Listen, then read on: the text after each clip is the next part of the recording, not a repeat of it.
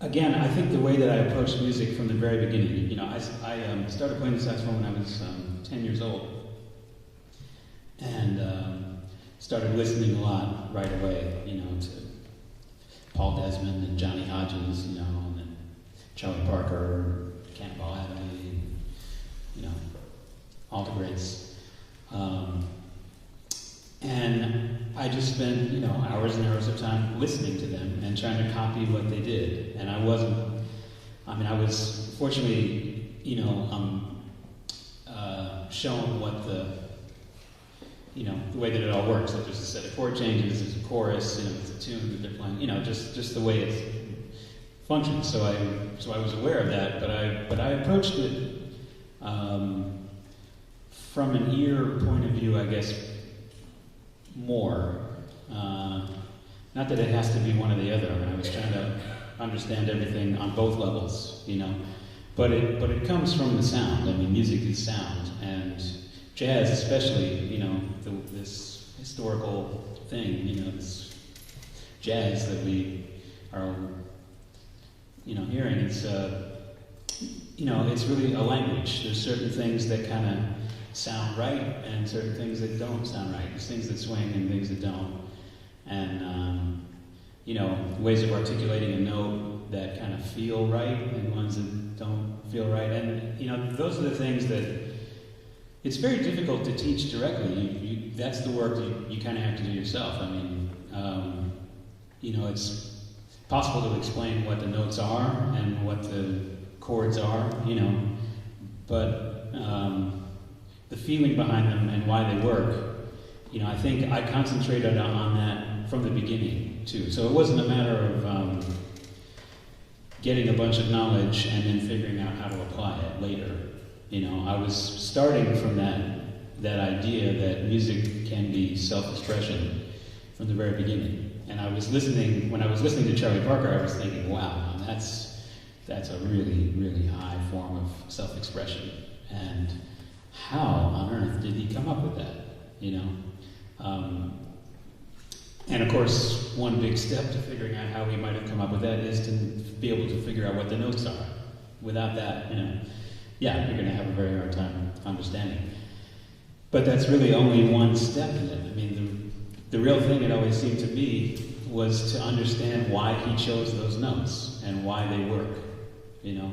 And that's how I always approached it. So again, I think that was a way of bridging that gap, or actually just not having a gap, because that's where I was going with it, you know. So whenever I would listen to Charlie Parker, I would kind of think about it on that level, you know. And of course, you can go back and analyze it later. I mean, I sometimes use the example, you know, the first few bars of Confirmation. I mean, probably Berg's tunes. I don't know how much time he spent writing those tunes. Probably not that much. You know, it all sounds like what he would have played anyway. You know, and he just wrote it down. Phrase. You know, first of all, I mean, the basic plan of the group on B1, which it probably is, starts the thing by, okay, if you were in doubt.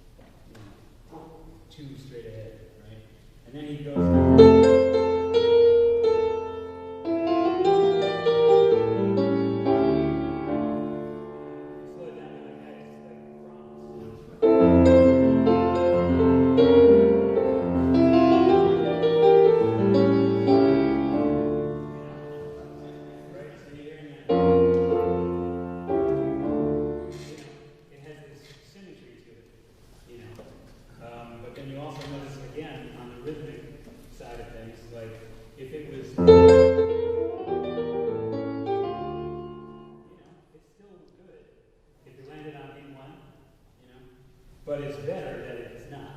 And it also mirrors that first phrase, right? Like the way that it starts, you know, and then it ends, you know.